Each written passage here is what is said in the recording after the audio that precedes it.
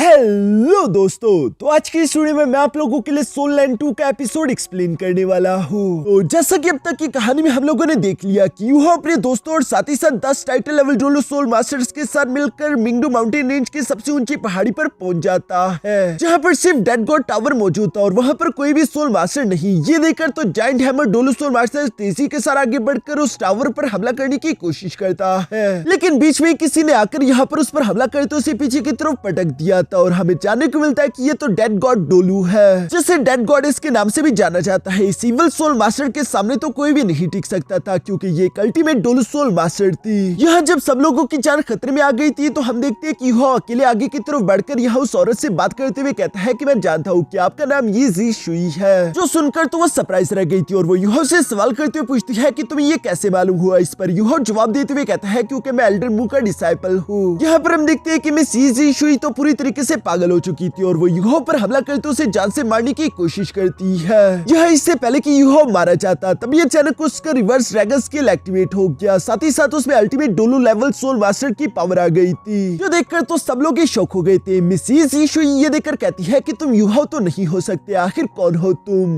अब आगे तो नेक्स्ट एपिसोड की शुरुआत यहाँ पर बिल्कुल उसी सीन से शुरू होती है, जहाँ पर हम देखते हैं कि यूहो ने काफी कूल तरीके से एक पावरफुल अटैक जनरेट करके फौरन से मिस यीशुई पर हमला कर दिया, जिस अटैक को दूसरी तरफ मिस यीशुई भी ब्लॉक कर लेती है। साथ ही साथ यूहो यहाँ पर कह रहा था कि ये यीशुई, मैंने बिल्कुल भी इस बात की उम्मीद नहीं की थी कि इस कॉन्टिनेंट पर कोई इंसान इस लेवल तक खुद को कल्टिवेट कर सकता है। यहाँ पर दूसरी तरफ हम देखते हैं कि मिस यीशुई ने भी उसे पहचान लिया था और वो कहती है कि बीस्ट गॉड डाइटियन, तो ये तुम हो इस बच्चे की बॉडी में, लेकिन एक बीस्ट गॉड होने के नाते तुम आखिर इंसानों के मामलों में टांग क्यों अड़ा रहे हो। ये कहते हुए मिस यीशुई ने वहां पर अपनी एक फॉर्मेशन क्रिएट करके कई सारे वेंजिंग सोल्स को तीसरे से यूहो की तरफ भेज दिया था, जिससे तो वो सिर्फ एक ही स्लैश अटैक में काट देता है। साथ ही साथ डाइटियन जब एक कदम आगे बढ़ा रहा था, स्पेस में क्रैक पड़ रहे थे। अचानक से डाइटियन ने महसूस किया कि कोई उस पर पीछे से हमला करने वाला है। ये महसूस करते ही डाइटियन भी फौरन से अपने क्लॉक को एक्टिवेट करके पीछे मौजूद उस बड़ी सी सोल को बीच में से काट देता है। साथ ही साथ उसने अपने सेकंड ड्रैगन क्लॉ टेक्निक को एक्टिवेट करके मिस यीशुई पर भी हमला कर दिया था, जिस अटैक को ब्लॉक करने के लिए दूसरी तरफ मिस यीशुई अपने डेड गॉड टावर की पावर को एक्टिवेट करने लगती है। ये सब देखते हुए डाइटियन कह रहा था तो इसका मतलब कि तुम्हारे पास ब्लडी सोल डीमन पपेट की मार्शल सोल है।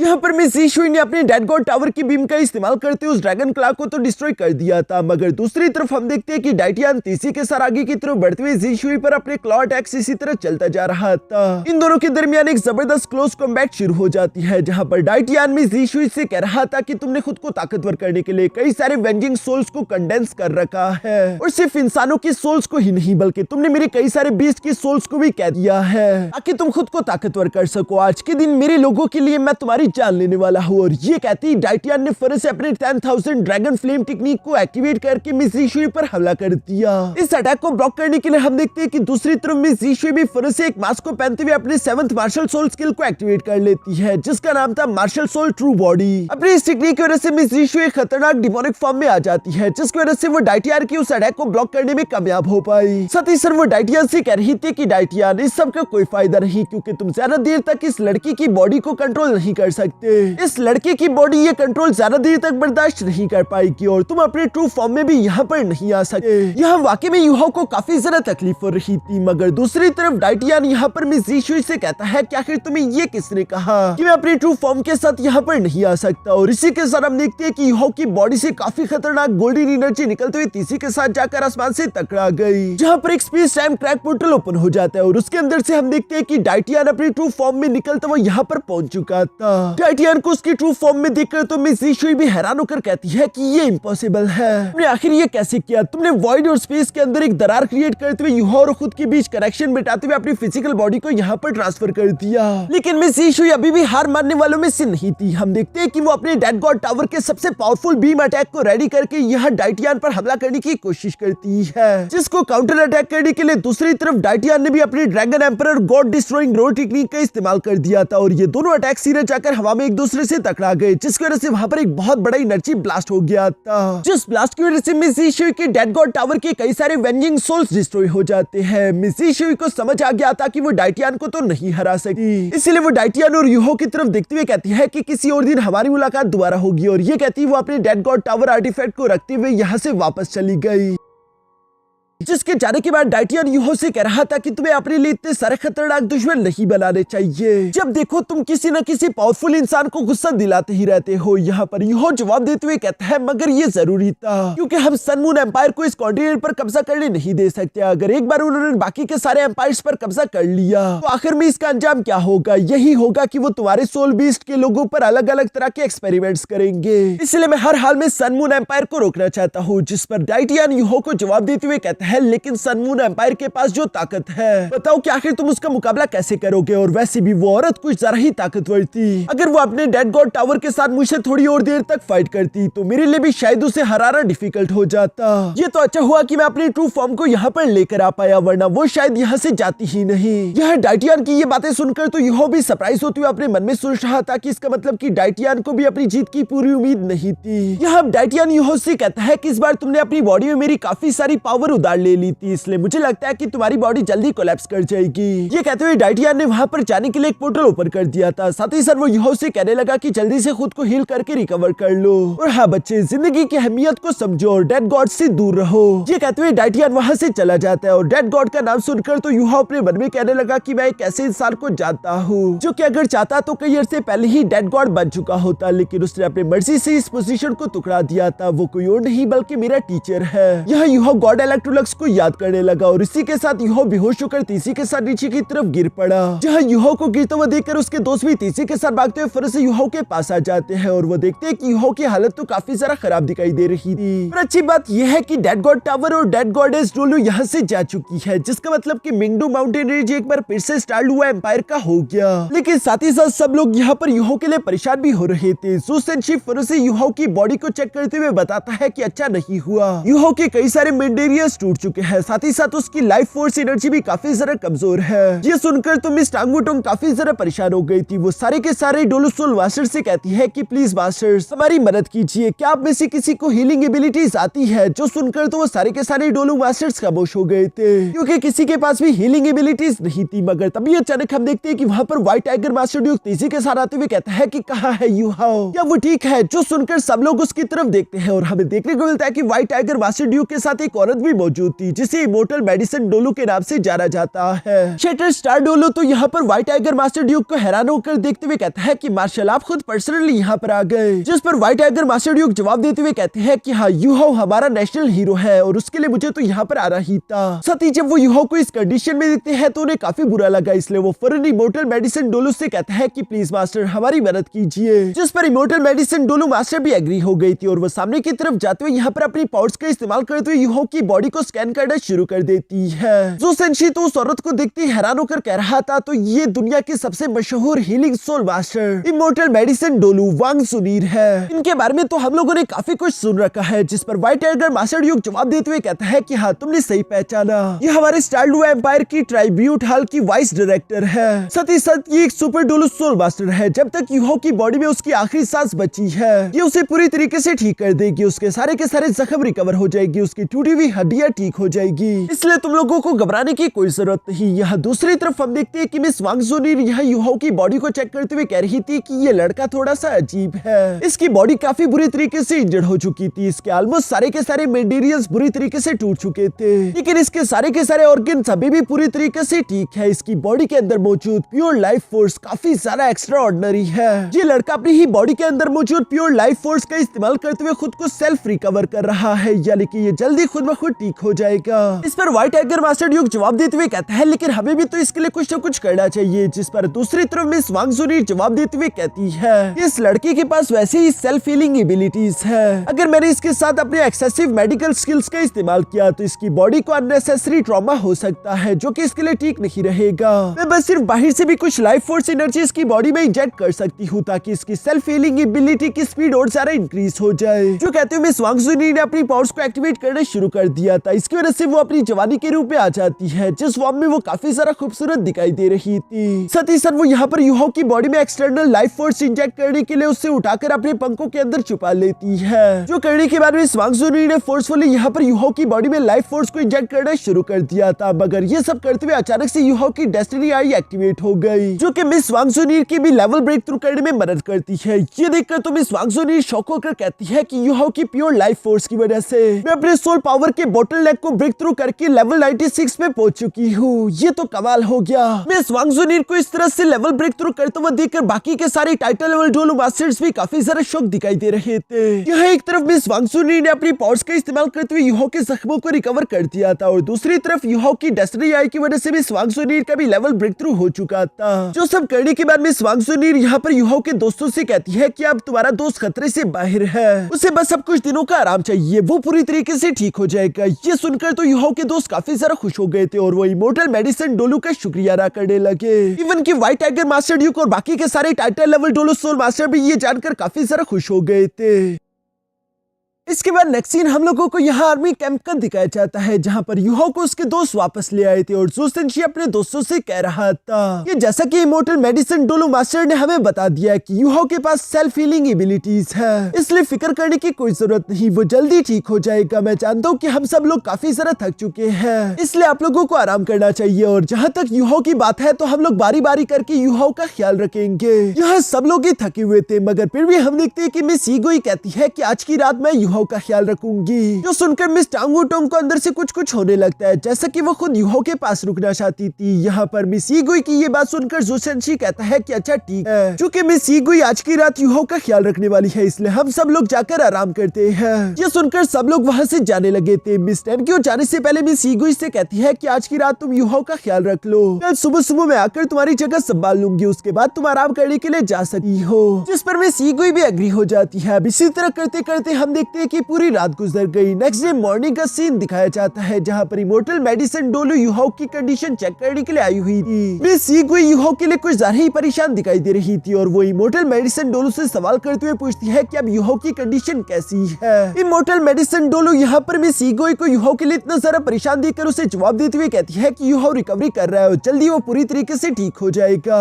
दूसरी तरफ हम देखते हैं कि मिस टांग वूटोंग भी यहाँ कमरे की तरफ आने वाली थी, मगर तभी अचानक उसे इमोर्टल मेडिसिन डोलो और मिस ईगुई की आवाजें सुनाई देती है, जहाँ पर इमोर्टल मेडिसिन डोलो मिस ईगुई से सवाल करते हुए पूछ रही थी कि बच्ची आखिर तुम इस लड़की की इतनी सारा परवाह क्यों कर रही हो, क्या तुम्हारे दिल में इस लड़के के लिए कोई फीलिंग्स है। मिस टांग वूटोंग भी उसकी ये बात सुनकर शौक रह जाती है, जिस पर मिस ईगुई मिस वांग जुनिर को जवाब देते हुए कहती है कि मैं तो यूहो के प्यार के लिए पागलपन को एडमायर करती हूँ, ऐसा प्यार करने वाला कौन अपने लिए नहीं चाहता। मिस टांग वूटोंग को ये सुनकर थोड़ी सी जेलसी हो रही थी और ये सुनती वो वहाँ से चली जाती है। दूसरी तरफ पीछे इमोर्टल मेडिसिन डोलो यहाँ पर मिस ईगुई की ये बात सुनकर जवाब देते हुए कहती है कि तुमने सही कहा, लेकिन तुम जानती हो ना कि ये किसी और से प्यार करता है। प्यार एक बहुत ही जरा अजीब चीज है और अगर तुम उसे पसंद भी करती हो तब भी इसका मतलब ये नहीं कि वो तुम्हारा हो जाएगा। मैं बस सिर्फ तुमसे इतना ही कहना चाहती हूँ कि तुम अभी जवान हो, इस दुनिया में ऐसी कई सारी चीजें हैं जिन्हें तुम पसंद करोगी और साथ ही साथ तुम्हें उनसे अफेक्शन होगा, इसलिए लाहासिल चीजों के पीछे भागना छोड़ दो। ये सब कहते हुए इमोर्टल मेडिसिन डोलो वहाँ से चली जाती है, जिसे जाता हुआ देखकर मिस ईगुई कहती है कि थैंक यू मुझे गाइडेंस देने के लिए, एल्डर मैं इस बारे में जरूर सोचूंगी। मिस ईगुई को भी बेशक यूहो पसंद आने लगा था और भला क्यों ना पसंद आए, यूहो तो कई लड़कियों को पसंद है, लेकिन यूहो सिर्फ मिस टांग वूटोंग का ही हो सकता है। सभी इस बात को अच्छे से जानते हैं। इसके बाद हम देखते हैं कि बारी बारी करके यूहो के दोस्त हर रात उसका ख्याल रखते थे। हर एक दिन यूहो का ख्याल रखने की जिम्मेदारी उसके एक दोस्त को मिल रही थी, जो कि वो अपनी पूरी शिद्दत के साथ निभा रहे थे। लेकिन आखिर में जब मिस टांग वूटोंग की बारी आती है तो उसकी शिद्दत का तो जवाब नहीं, वो यूहो का ख्याल सबसे ज्यादा बेहतर तरीके से रख रही थी। वो यूहो का बुखार कम करने के लिए उसकी बॉडी पर ठंडे पानी की पट्टियां कर रही थी, साथ ही साथ वो उसके जख्मों पर मलहम भी लगाती है। दूसरी तरफ यूहो को भी मिस टांग वूटोंग का प्यार महसूस हो रहा था और वो नींद में ही मिस वांगडोंग का नाम लेता है। ये ख्याल यूहो को बिल्कुल वैसे ही महसूस हो रहा था जैसे पिछली बार जब यूहो लाइफ एंड डेथ कंडीशन में था और मिस वांगडोंग ने यूहो का ख्याल रखा था। मिस टांग वूटोंग बिना आराम करे पूरी रात यहाँ यूहो का ख्याल रखती है, जबकि दूसरी तरफ यूहो भी तकलीफ में रहते हुए भी वांगडोंग का नाम ले रहा था। यूहो को इस तरह से तकलीफ और नींद में भी मिस डोंगर का नाम लेता हुआ सुनकर मिस टांग वूटोंग अपने मन में कह रही थी कि पता नहीं आखिर वो लड़की कितनी ज्यादा खूबसूरत और लकी होगी जिसे तुम इतनी ज्यादा बेइंतहा प्यार करते हो, तुम्हारी उसके लिए वफादारी वाकई में देखने के काबिल है। यहाँ मिस टांग वूटोंग इसी तरह से यूहो के सिराने बैठकर पता नहीं कब सो गई थी और आखिरकार सुबह हो जाती है। जब मिस टांग वूटोंग ने अपनी आंखें खोली तो वो देखती है कि उसने यूहो का हाथ पकड़ा हुआ था, जो कि उसे थोड़ा वियर्ड लगता है। उसे समझ नहीं आ रहा था कि आखिर वो ये सब क्या कर कर रही है वो फौरन से खड़े होते हुए साइड पर हट गई। अभी अचानक वहाँ पर मिस यांगनेन और उसके बाकी के दोस्त भी आ जाते हैं, जहाँ पर मिस यांगनेन यहाँ पर टांग वुटोंग का शुक्रिया अदा करते हुए कह रही थी कि तुमने आज की रात यूहो का काफी अच्छे से ख्याल रखा, जिस पर मिस टांग वुटोंग भी जवाब देते हुए कहती है कि नहीं, ये कोई बड़ी बात नहीं। दूसरी तरफ मिस यांगनेन यूहो की तरफ देखते हुए कहती है कि अब यूहो पहले से काफी सारा बेहतर दिखाई दे रहा है, जो सुनकर यूहो के दोस्त भी खुश थे। यहाँ पर जब ये सारी बातें चल रही थी,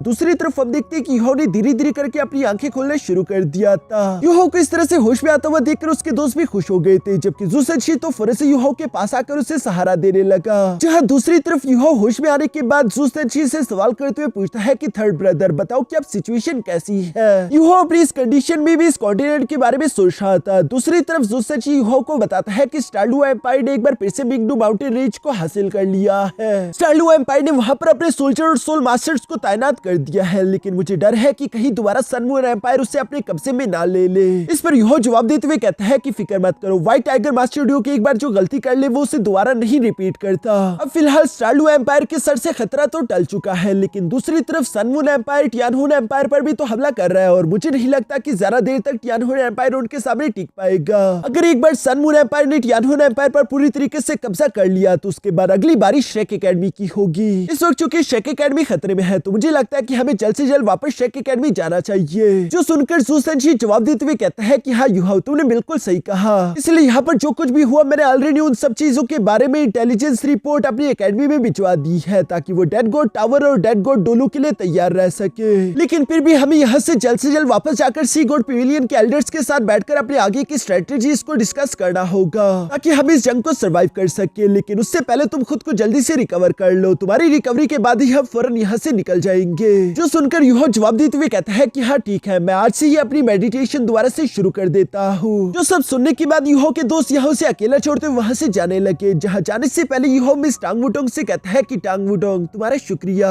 मिस टांग वुटोंग जो कि थोड़ी देर के लिए तो अपनी जगह पर खामोश खड़ी रही, साथ ही साथ उसे अंदर से गुस्सा भी आ रहा था। इसी प्यार भरे गुस्से की वजह से वो यहाँ पर यूहो से कहती है कि अगर तुम्हें मेरा शुक्रिया ही अदा करना है तो फ्यूचर में कभी भी दोबारा से इस तरह से लापरवाही करते हुए खुद की जान को खतरे में मत डालना। यह यूहो को भी बुरा लग रहा था कि उसने अपने दोस्तों को खुद के लिए परेशान कर दिया है। जबकि दूसरी तरफ हम देखते हैं कि मिस टांग वुटोंग कमरे से बाहर आने के बाद खुद से सवाल करते हुए पूछ रही थी कि आखिर ये मुझे हो क्या चुका है, मैं आखिर इस लड़की की इतनी ज्यादा परवाह क्यों कर रही हूँ और अभी अभी ये मैंने क्या किया। मिस टांग वुटोंग को कुछ भी समझ नहीं आ रहा था और वो इसी तरफ वहाँ से चली गई। दूसरी तरफ पीछे यूहो अपने मन में कह रहा था कि इस वक्त मैं काफी सारे पावरफुल दुश्मनों से घिरा हुआ हूँ, अगर मुझे उन खतरनाक दुश्मनों का मुकाबला करना है तो मुझे खुद को और ज्यादा ताकतवर करना होगा। ये सब कहते हुए यूहो अपने हाथ की तरफ देखते हुए कहता है कि अगर किसी तरीके से मैं भी डाइटियन की तरह अपनी सोल पावर को और ज्यादा फ्रीली और अच्छे से कंट्रोल कर सकूं तो मैं और ज्यादा स्ट्रॉन्ग हो जाऊंगा। ये कहती यूहो डाइटियन को याद करने लगा, जहाँ पर डाइटियन ने जब यूहो की बॉडी को पोसेस किया था तो यूहो ने महसूस किया कि डाइटियन की जो सोल पावर है वो किस तरीके से सर्कुलेट करती है। ऐसी सोल पावर सर्कुलेशन यूहो ने आज से पहले कभी भी नहीं महसूस की थी। ये बिल्कुल एक अलग ही सर्कुलेशन थी। ऐसा लग रहा था कि डाइटियन की जितनी भी सोल पावर है वो कई सारे बड़े बड़े ब्लैक होल के थ्रू एक दूसरे के साथ इंटरकनेक्टेड है, जिनके अंदर काफी खतरनाक टेरिफाइंग स्पेटल पावर भी मौजूद थी। लेकिन यूहो को समझ नहीं आ रहा था कि आखिर डाइटियन अपनी सोल पावर को इस तरह से कैसे कंट्रोल कर रहा है। ये टेक्निक यूहो के लिए बिल्कुल न्यू और अलग थी। इसके बाद हम लोगों को शाम के खाने का सीन दिखाया जाता है, जहाँ पर ये सब लोग बैठकर आराम से डिनर कर रहे थे। तभी अचानक जू सेंशी भी वहाँ पर आ गया, जो कि आते हुए कहता है कि यहाँ पर इतनी ज्यादा खामोशी क्यों है, तुम लोग आखिर इतनी ज्यादा खामोशी के साथ कैसे खा रही हो, आखिर तुम लोग कुछ गपशप क्यों नहीं लगा रहे, मैं तो इस तरह से बोर हो जाऊंगा। ये कहती जू सेंशी फौरन से यूहो के पास आकर उसे चिढ़ाते हुए कहता है कि अच्छा ये बताओ कि सरकार यूहो आज की रात आपकी खिदमत करने के लिए कौन आए, आप खुद ही चूज कर लीजिए कि किसका ख्याल रखना आपको ज्यादा पसंद आ रहा है। जो सुनकर तुम मिस टांग वुटोंग शर्मा गई थी और अचानक उसके हाथ से उसका चम्मच भी गिर जाता है, क्योंकि जू सेंशी असल में इशारतन उसी के बारे में बात कर रहा था, क्योंकि मिस टांग वुटोंग ने सबसे अच्छे से यूहो का ख्याल रखा है। यह सब लोग मिस टांग वुटोंग की तरफ देख रहे थे। दूसरी तरफ यूहो भी शर्मा कर जवाब देते हुए कहता है कि नहीं नहीं, अब मुझे किसी की जरूरत नहीं, मैं खुद फ्रीली मूव कर सकता हूँ, अब मैं अपना ख्याल खुद ही रख लूंगा। और हाँ, जो इतने दिनों तुम लोगों ने मेरा ख्याल रखा उसके लिए आप सबका बहुत बहुत शुक्रिया। 2 दिन बाद मैं पूरी तरीके से रिकवर हो जाऊंगा, उसके बाद हम लोग यहाँ से एकेडमी की तरफ रवाना होंगे। और चूंकि मैंने खाना खा लिया है तो मैं अब यहाँ से जा रहा हूँ अपनी कल्टिवेशन प्रैक्टिस करने के लिए। ये कहते हुए यूहो खड़ा होकर वहाँ से चला गया।